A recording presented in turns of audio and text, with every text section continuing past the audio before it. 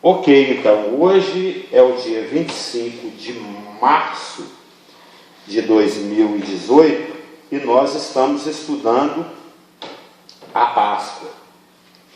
A Páscoa se aproxima, se não me engano, é domingo que vem, não é? Tenho certeza. É domingo que vem, já. Fora. Dia 1º de abril.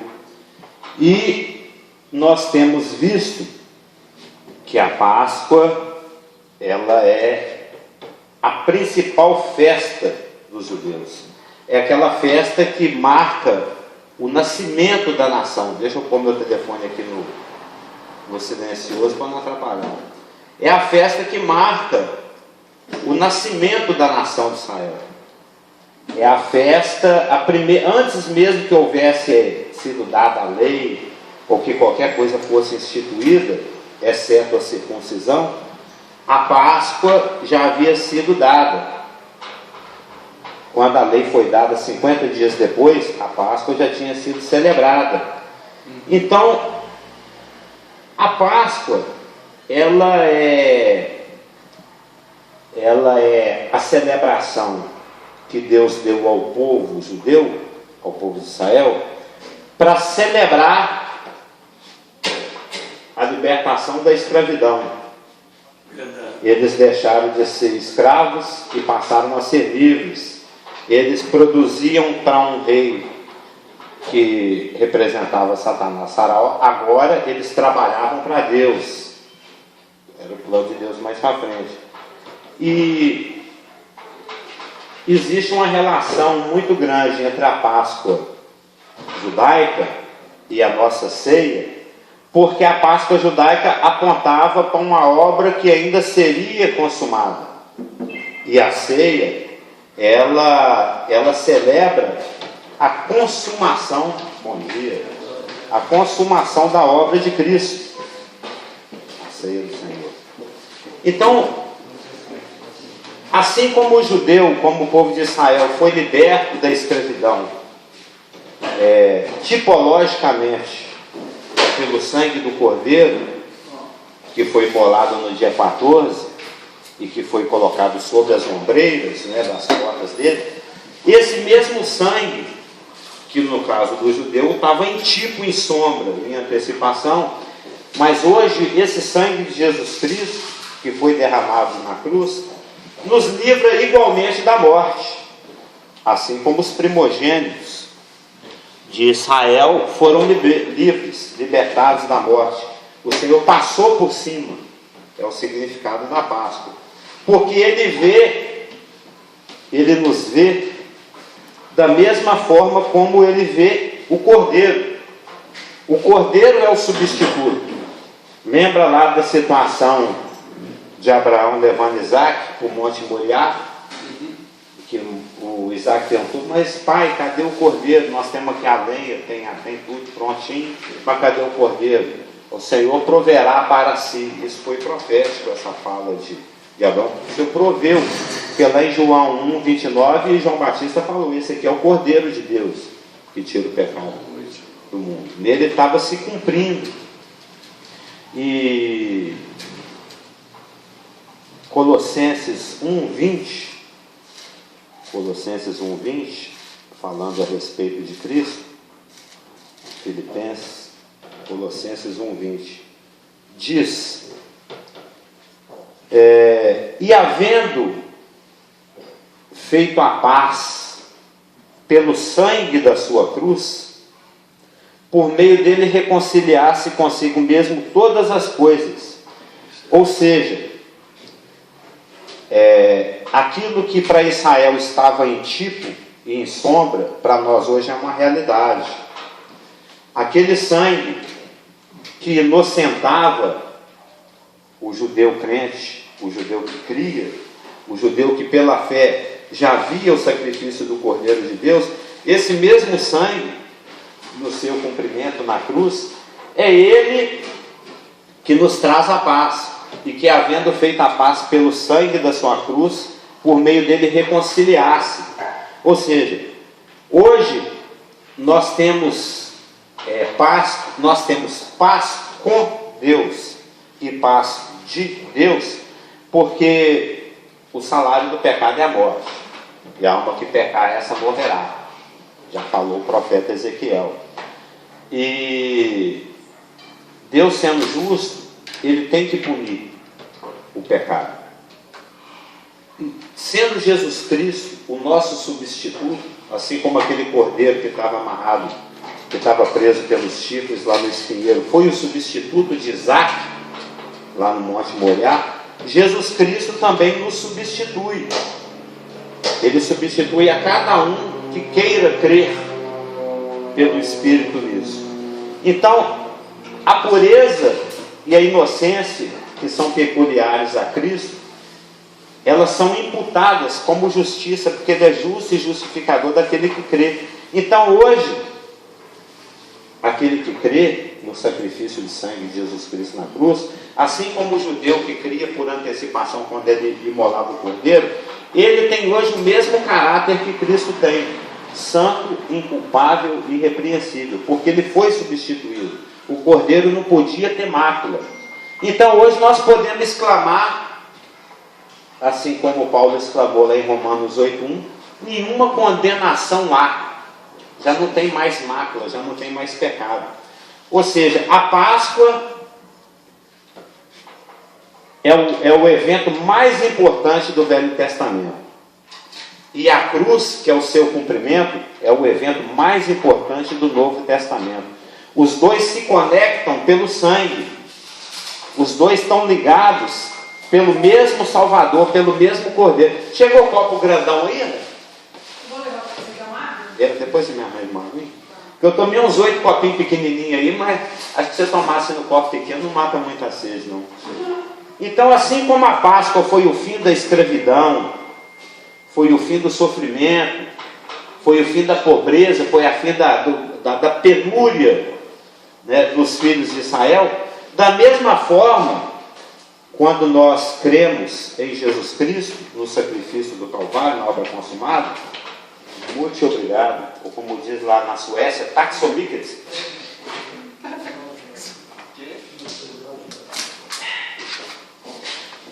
Ou seja, assim como a Páscoa foi o fim da escravidão, do sofrimento e da pobreza para os filhos de Israel, da mesma forma, quando nós nos voltamos para Cristo, nosso Cordeiro Pascal, 1 Coríntios 5, 7 e 8, nós temos um novo começo. God bless you. Porque 2 Coríntios 5,17 fala: e assim, se alguém está em Cristo, nova criatura é. As coisas antigas se passaram, eis que tudo se fez novo. Tudo se faz novo para aquele que recebe a Cristo como seu Cordeiro Pascal, como seu Salvador. Ele morreu, 2 Coríntios 5,15, 2 Coríntios 5,15, que está logo pertinho aqui, né? Eu vou ler até o contexto, porque eu li o 17, eu vou ler desde o 15.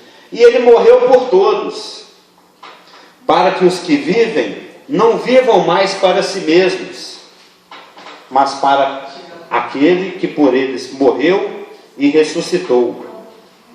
Assim que nós, daqui por diante, a ninguém conhecemos segundo a carne, e se antes conhecemos a Cristo segundo a carne, já agora não o conhecemos desse modo. E assim, se alguém está em Cristo, é nova criatura. As coisas antigas já passaram, eis que se fizeram novas. Você lembra do cartaz gigante, Elaine?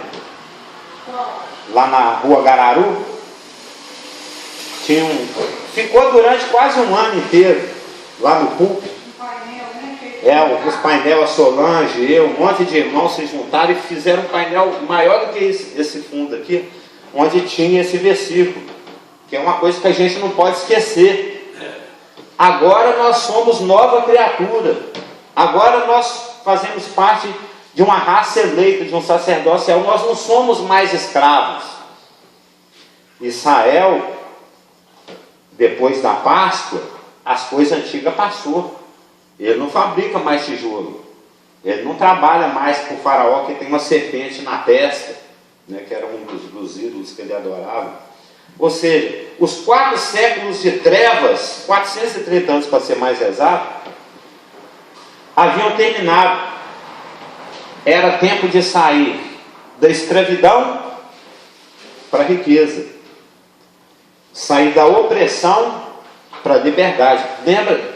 Para cada coisa dessa, para cada detalhe desse que eu estou citando, evidentemente existe uma promessa de Deus. Porque antes eles viviam, a minha mãe usava muito na década de 60, 70 a palavra carestia. Isso é bem do interior, né? Isso, né? Carestia, os antigos falavam muito, a maior carestia. Né? Tá difícil, tá tendo dinheiro nem para comer. Ou seja, eles que viviam aquela vida de escravidão, de carestia, né? de privações, porque o escravo não é bem tratado. Ele recebe ali a ração necessária só para não morrer. Foi prometido a eles o quê? Uma terra que mana leite e mel. Se antes nós tínhamos as nossas necessidades, na nossa época de escravidão a Satanás, ao mundo, à carne, hoje a palavra fala que Deus vai suprir em Cristo cada uma das vossas necessidades. Não está escrito? Então os 4 séculos de trevas haviam terminado. Era tempo de sair da escravidão para a riqueza, da opressão para a liberdade. Ele nos tirou do império das trevas e nos transportou para o reino do Filho do seu amor. Está escrito lá em Colossenses capítulo 1.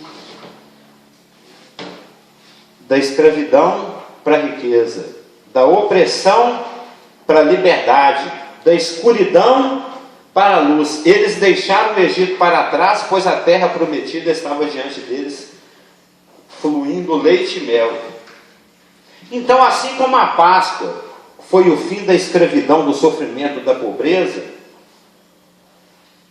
num paralelo, na realidade, é numa realização das coisas que eram temporárias, que eram parciais, que eram sombra, porque hoje, quando nós compartilhamos o cálice da comunhão, de acordo com 1 Coríntios 10, de 15 a 17, o cálice da bênção, o cálice da comunhão, nós estamos celebrando o quadro cumprido da Páscoa. A Páscoa se cumpre em Cristo, então a Páscoa se cumpre em cada um que crê. Existe, portanto, um grande paralelo entre a experiência de Israel e a nossa experiência. Se os irmãos quiserem fazer um estudo próprio, você pode procurar em cada promessa que Deus fez para Israel, e normalmente essas promessas elas eram mais ligadas às coisas materiais, primordialmente, existe paralelamente também inúmeras promessas para aquele que nasce de novo na atual dispensação, sendo que a maioria dessas promessas são de cunho espiritual. Evidentemente que Israel tinha promessas de cunho espiritual, mas predominavam as de cunho material. Hoje, nós temos promessas que predominantemente são de cunho espiritual, ou seja, ao contrário, mas também existem promessas de cunho físico, de cunho material, relativa à nossa saúde, relativa ao nosso sucesso, relativo àquilo que nós vamos empreender, seremos bem-sucedidos, aquilo que a gente passa nesse mundo aqui. Os pecados, erros e fracassos, isso aqui faz eco a 8.339 pregações que o pastor Geraldo já fez, né? É daqui para frente, é o que ele vive falando, e eu concordo, e a Bíblia também.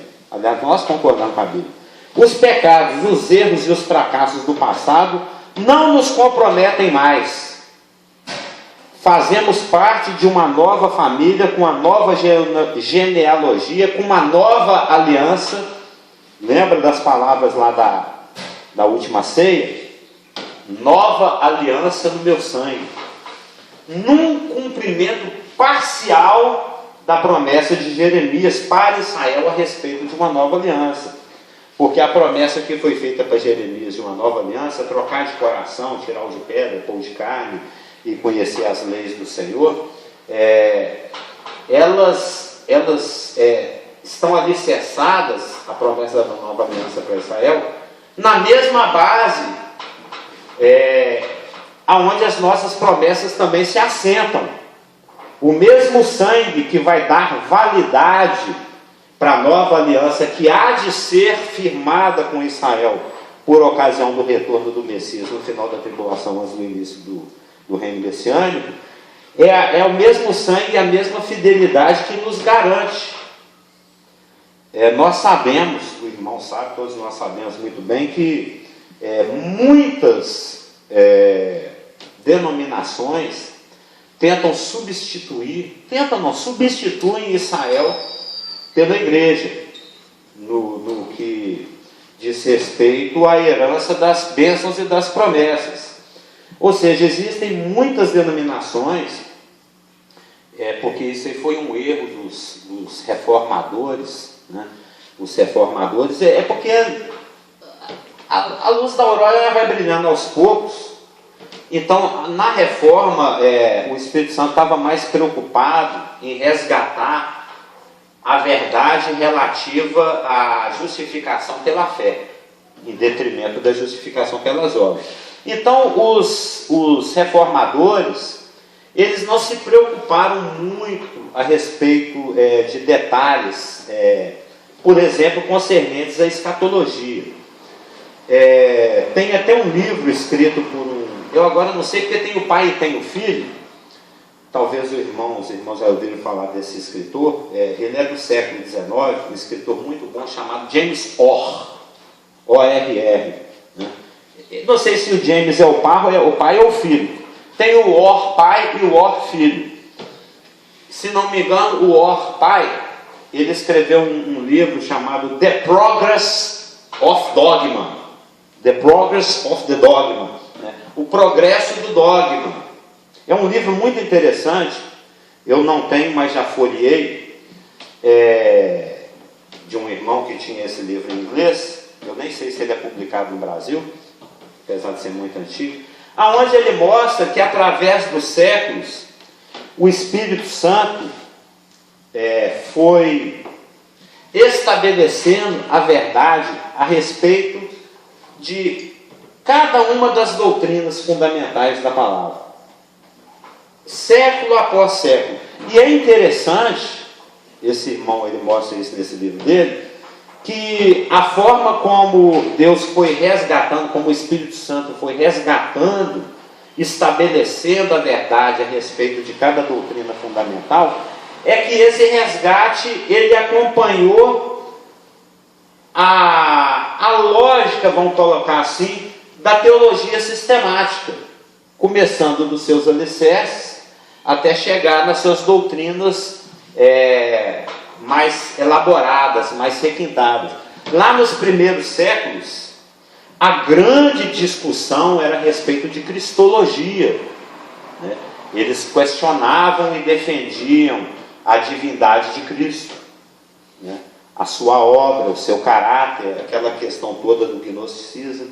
E à medida que os séculos foram passando, o Espírito Santo foi estabelecendo as verdades a respeito da salvação, a respeito da igreja, a respeito de cada uma das doutrinas fundamentais, até chegar agora, no século XXI, eu já ia falar 20, né? No século XXI, aonde a doutrina que está em destaque, a doutrina mais discutida de todas, porque todas já estão muito bem plenamente estabelecidas. A doutrina a respeito de Cristo já está super bem fundamentada. Só discorda quem quer, porque a verdade está muito límpida, muito clara, né? Então, depois de se discutir ao longo dos séculos cada uma das doutrinas fundamentais, a última que restou foi a escatologia, que é muito pertinente ao tempo que nós vivemos, que é o tempo do fim. Nós vivemos nos últimos dias da igreja. Na realidade, o Paulo já dizia que a época dele já eram os últimos dias, então agora é os últimos dos últimos, dos últimos dos últimos. Na realidade, nós estamos bem às portas do retorno de Jesus Cristo, Maranata, eu creio nisso. Então, a última doutrina que tem sido discutida é a doutrina da escatologia. É só os irmãos prestarem atenção, está super na moda. Não se fala de outra coisa senão fim de mundo, senão... Isso não é só no Brasil que tem a doutrina. Por quê? Satanás, quando ele percebe que ele não consegue Primeira coisa que ele faz é tentar fisicamente, é destruir fisicamente. Igual ele já tentou com Israel, ele tentou com os primogênitos de Israel, os meninos de Israel, ele já tentou com os meninos que nasceram na época que Cristo nasceu, ele já tentou destruir a igreja por 2 ou 3 séculos seguidos. Aí ele percebe que está enxugando gelo, que não adianta destruir fisicamente. O que ele faz? Ele ataca a doutrina. Ele ataca a doutrina, porque ele sabe que é a verdade que liberta. Então ele ataca a palavra, ele ataca o problema na sua fonte, que é a palavra de Deus, e tenta distorcer e vem tentando criar distorções doutrinárias das mais diversas ao longo dos séculos, e não adianta. A palavra de Deus, ela simplesmente não pode ser morta, ela é viva. A palavra de Deus fala que ela é viva. As palavras que eu vos digo são espírito e são vida. A palavra de Deus é viva e eficaz, mais cortante. Está lá em Hebreus 4:12. Então, depois de muitos séculos, quando ele percebeu que nem a destruição física dos crentes e do livro dos crentes, que é a Bíblia, que ele tentou destruir a Bíblia de todas as formas, como ele vê que ele não consegue destruir a doutrina, ele vulgariza a doutrina, ele satura a sociedade com a doutrina, de tal maneira que ela, por um lado, para o nascido de novo, o grande perigo é o perigo da familiaridade, como o pastor Geraldo prega muitas vezes aqui, nós também, né? O grande perigo com relação à palavra do nascido de novo é a familiaridade, é isso mesmo? É ficar familiar da palavra, né? De maneira que você lê e ela não te sacode mais, ela não te muda, né? ela não te impulsiona, o Espírito Santo não consegue falar com você através da própria palavra, porque você já está, esse versículo eu já conheço, isso aí eu já sei, esse pastor está errado, eu que estou certo, os outros irmãos não sabem nada. Aí a gente entra nessa e fica familiar com a palavra. O pastor prega aqui, às vezes você está passando um problema que o Espírito Santo conhece, assim como ele conhece todos nós, e ele usa um irmão para falar alguma coisa aqui para você, e você simplesmente ignora, porque aquele versículo é muito conhecido, você já está familiar com ele. Então, se para o nascer de novo o grande perigo é o perigo da familiaridade com a palavra, para o não crente, o grande perigo é o perigo da saturação. Porque essa semana, se não me engano, hoje é o chamado Domingo de Ramos, não é? Essa semana, toda a cristandade, falando de católicos, de protestantes, vão estar em muito contato com a Bíblia, com a palavra vai ser citada muito, vai ser pregada nas missas, nos cultos, vai ter outdoor, vai ter, né? Ela é muito divulgada, e nada acontece.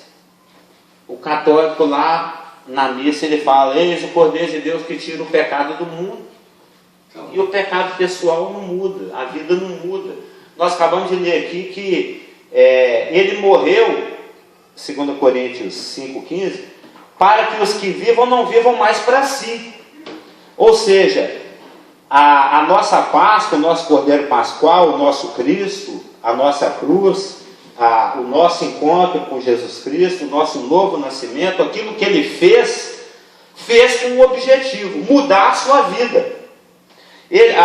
Um dos porquês dele ter morrido é para que nós pudéssemos viver em novidade de vida, para que nós pudéssemos viver não para nós mesmos, mas para Ele. Ou seja, crer em Cristo, crer na morte de Cristo, crer no Cordeiro Pascual, demanda uma mudança de atitude, uma mudança de valores, uma mudança de ótica, uma mudança da forma de pensar, né? Todos nós aqui percebemos nas nossas próprias vidas aquilo que a gente canta, né? Coisas que eu fazia que simplesmente não te agrada mais, não tem mais sentido. Você acorda, a palavra te ilumina o entendimento, você percebe que aquilo ali era uma amarra. Não que não exista o engano, Porque Satanás, sabedor que nós somos novas criaturas, ele vai tentar nos iludir e nos fazer pensar, crer que nós ainda somos escravos, mesmo fora do Egito. Agora não sei onde é esse versículo assim, onde fala que e em seus corações, ok Google, e em seus corações eles voltaram para o Egito. Tem uma passagem que fala assim que mesmo depois de libertos, mesmo depois da Páscoa celebrada, da passagem de ter sido saído da escravidão, aqui está em Atos 7:39. Eu gosto do ok Google para dizer, agora é minha concordância. O senhor já conheceu uma concordância? A maior que tinha na época, era desse tamanho, dessa largura, dessa espessura, na capa verde, que tinha todos os versículos na Bíblia, todos. Era um calhamaço. Aqui para carregar, gente, era 8 Bíblias de tamanho. Hoje em dia você tem aqui a concordância. Aqui é Atos 7:39. Não. Que o Google aqui está falando que né? Que no coração eles voltaram lá para o Egito. Isso deve ser o discurso do Filipe, né? Do Estevão. Olha lá, ó. A quem nossos pais não quiseram obedecer antes, vamos ler o 38. É este Moisés quem esteve na congregação no deserto, com um anjo que lhe falava no monte Sinai, e com os nossos pais, Moisés, o qual recebeu palavras vivas. A palavra viva aí, ó, mais uma. Eu não sabia que tinha essa, não. Palavras vivas para nos transmitir, a quem nossos pais não quiseram obedecer, antes o repeliram e no seu coração voltaram para o Egito. Ou seja, Satanás tem essa artimanha de, mesmo depois de você ser liberto, ele trazer aquela saudade. Ai, que saudade dos alhos, saudade da cebola. E é a questão até das emoções, porque eles não estavam lá fisicamente, mas o coração estava lá. Estava lá. Ai, que saudade dos melão. Não fala isso? No coração. Sim, mas não tem. Isso aconteceu no Êxodo. Teve uma galera lá que murmurou, falou, eu estou com saudade das comidas lá. Tipo, nossa, era tão bom quando eu sofria, quando eu apanhava, quando eu levava chicotada, quando eu acordava bêbado na porta do boteco. Vai ter saudade disso? Mas é um engano. Por isso, 1 Coríntios 5,15, ele morreu para que aqueles que vivam não vivam mais para si, mas por aqueles que morreram, por eles morreu e ressuscitou, que é a confissão de Paulo em Gálatas 2,20. Agora já não sou eu quem vive, mas Cristo vive em mim. Então nós temos a Páscoa cumprida. A Páscoa se cumpre em Cristo. Então hoje nós não temos necessidade de sacrificar um cordeiro, de comer ervas amargas, de tomar vinho, de fazer nada daquilo que o judeu faz. Por quê? Porque hoje a nossa Páscoa está representada na ceia do Senhor.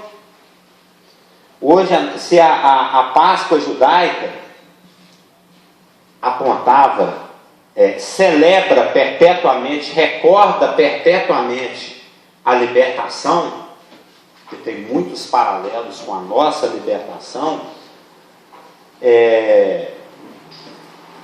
a ceia do Senhor se tornou, não é uma das principais, eu creio que é a única ordenança, né, da parte do Senhor Jesus Cristo, a única ordenança da parte de Cristo, porque é nela, na ceia do Senhor, nós celebramos a morte e a ressurreição de Jesus Cristo, pois o cordeiro que era sacrificado na festa da Páscoa dos judeus apontava para Jesus Cristo, que é o único e verdadeiro cordeiro.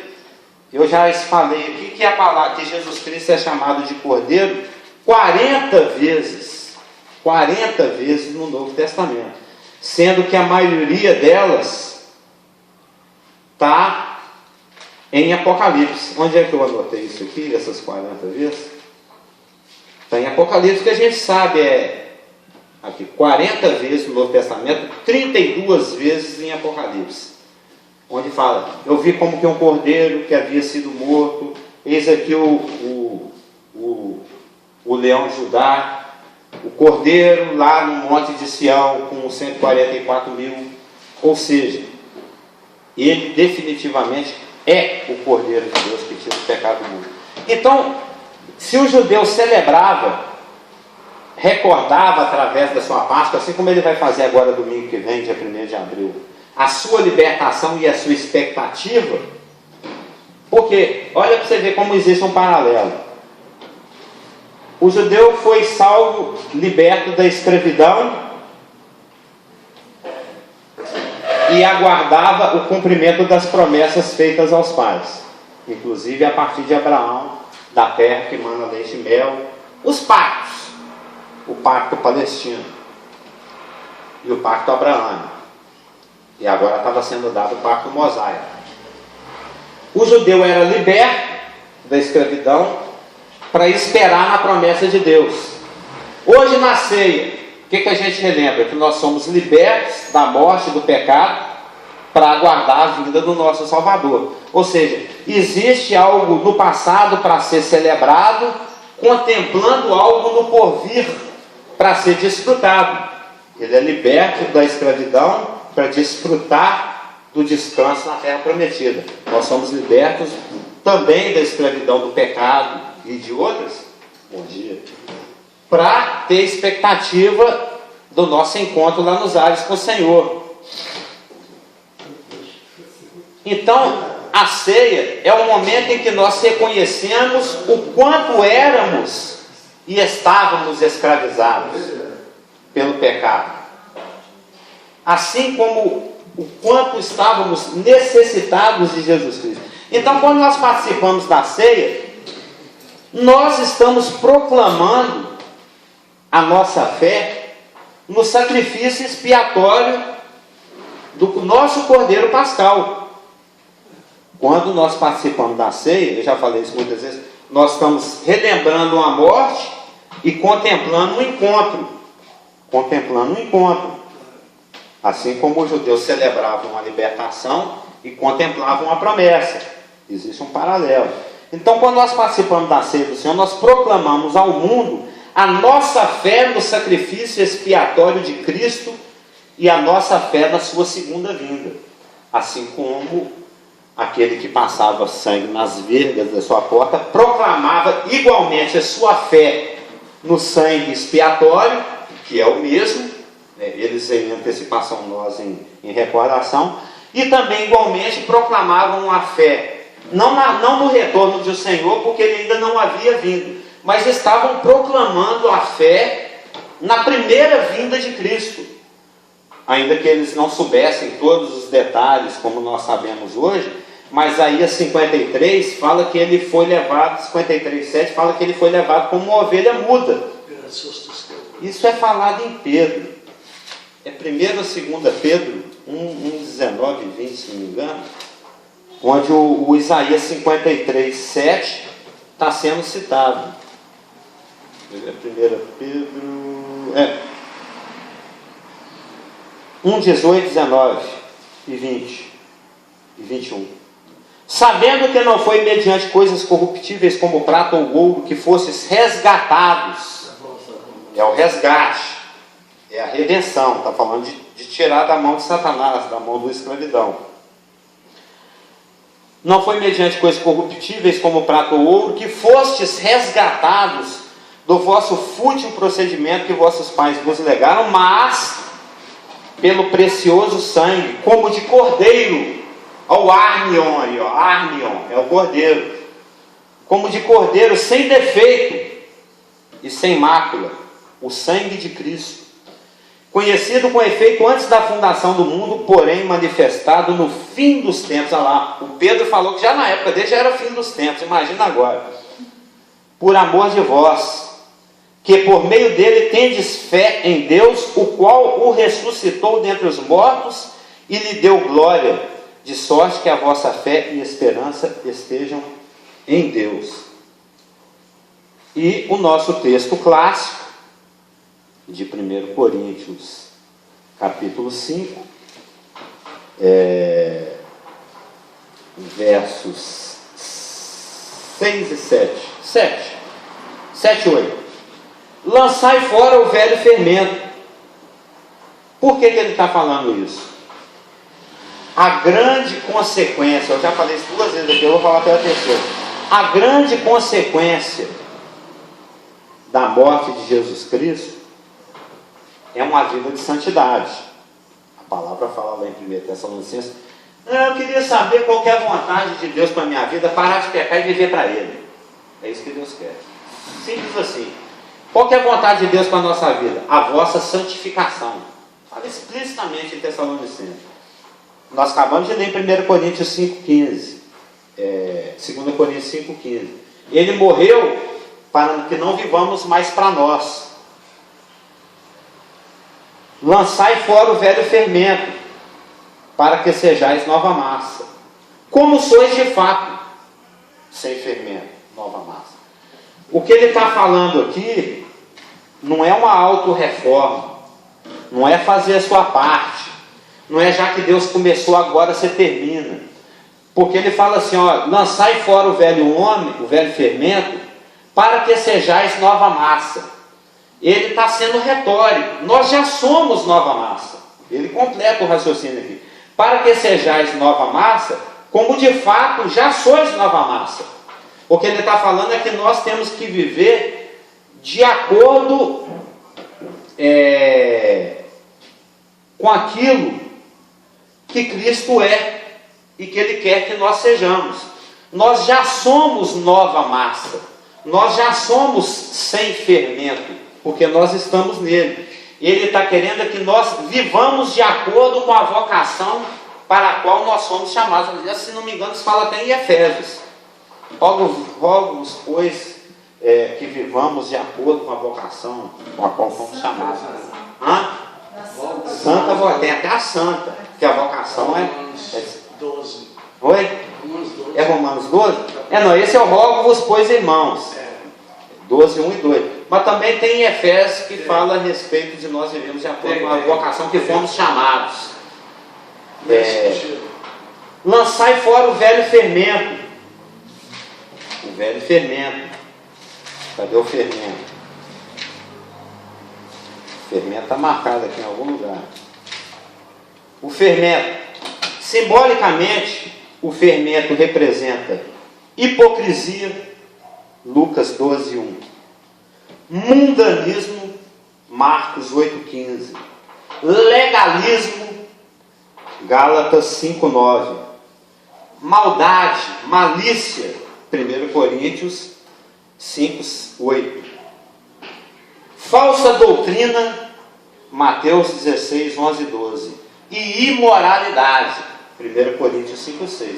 Ou seja, já que Cristo morreu para que vivamos uma vida santa, lancemos fora a hipocrisia, o mundanismo, o legalismo, ficar cobrando do outro que eu não vivo. Isso que é legalismo. Lembra lá do Pedro, quando foi repreendido pelo dedão do Paulo?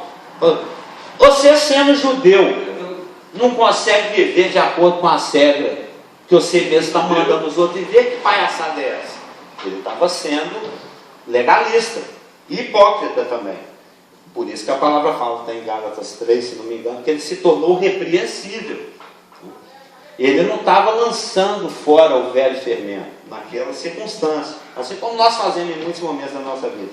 Então, lançai fora o velho fermento, lançai fora a hipocrisia, lançai fora o mundanismo, lançai fora o legalismo, lançai fora a maldade, lançai fora a malícia, não dá espaço para a falsa doutrina, lançai fora a imoralidade. É isso tudo, são essas 7 coisas que ele está falando aqui. Lançai fora esse pacotão de porcaria. Não sabeis que um pouco de fermento leveda toda a massa?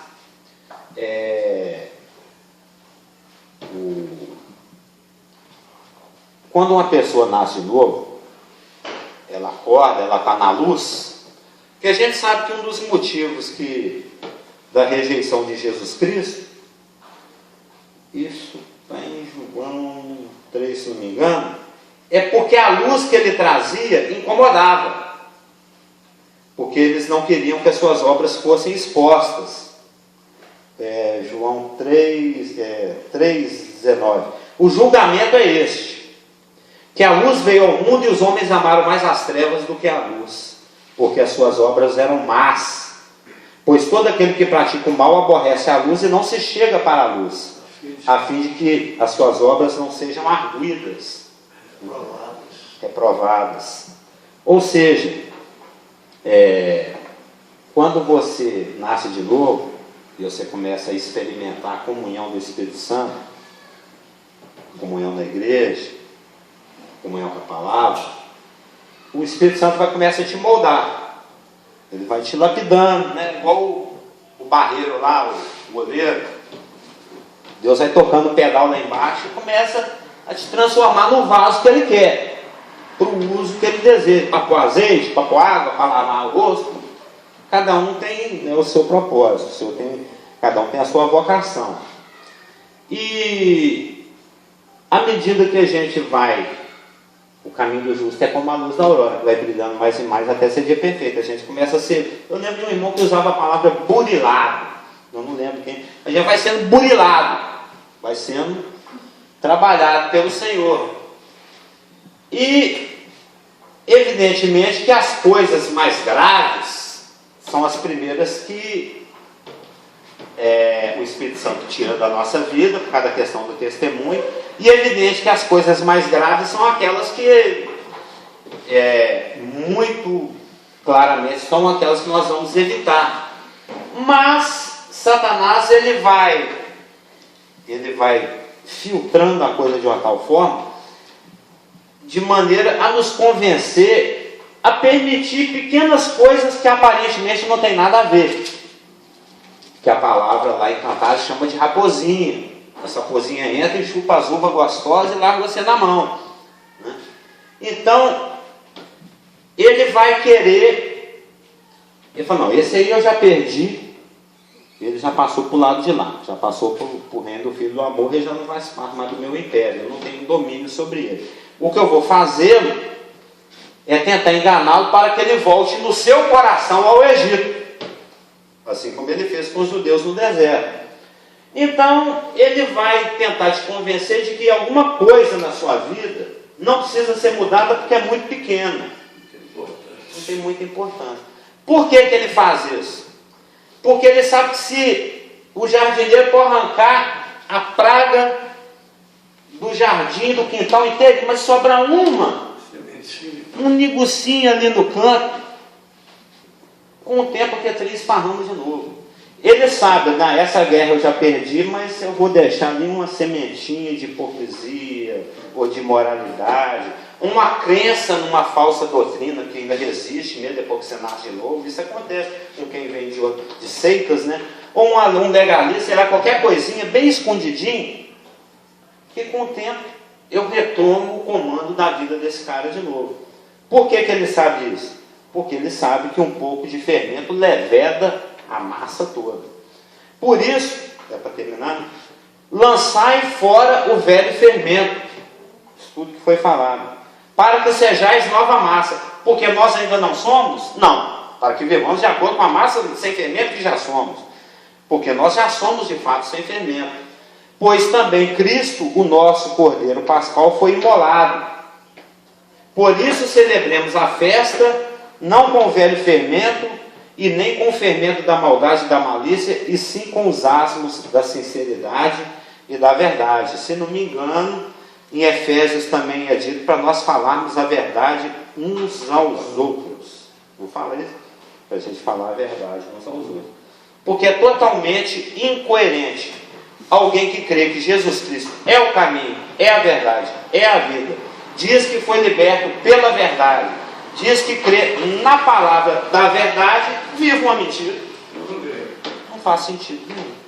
Então esse é o grande desafio para nós nascidos de novo, que participamos da ceia, que fazemos parte da nova aliança, em quem a Páscoa se cumpre, porque já se cumpriu em Cristo. Manter a linha, para fazer a nossa parte, não, para glorificar o nosso Deus, e para atender ao chamado que Ele nos fez, porque já existem obras preparadas de antemão para cada um de nós. Serviço é o que não falta. Amém? Na semana que vem, creio que nós vamos encerrar.